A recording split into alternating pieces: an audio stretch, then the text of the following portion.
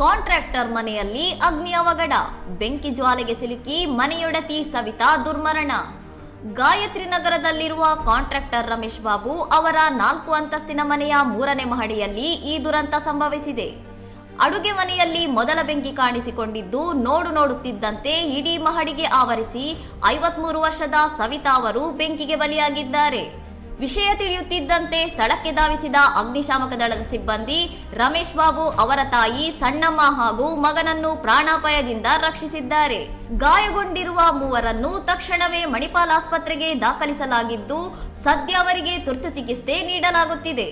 ಸುಬ್ರಹ್ಮಣ್ಯ ನಗರ ಪೊಲೀಸರು ಹಾಗೂ ಮಲ್ಲೇಶ್ವರಂ ಎಸಿಪಿ ಸ್ಥಳ ಪರಿಶೀಲನೆ ನಡೆಸಿದ್ದು ಬೆಂಕಿ ತಗುಲಲು ನಿಖರ ಕಾರಣವೇನು ಎಂಬ ಬಗ್ಗೆ ತನಿಖೆ ಆರಂಭಿಸಿದ್ದಾರೆ. ಇನ್ನಷ್ಟು ಸುದ್ದಿಗಳಿಗಾಗಿ ನೋಡ್ತಾ ಇರಿ ಸೌರಂ ಟಿವಿ.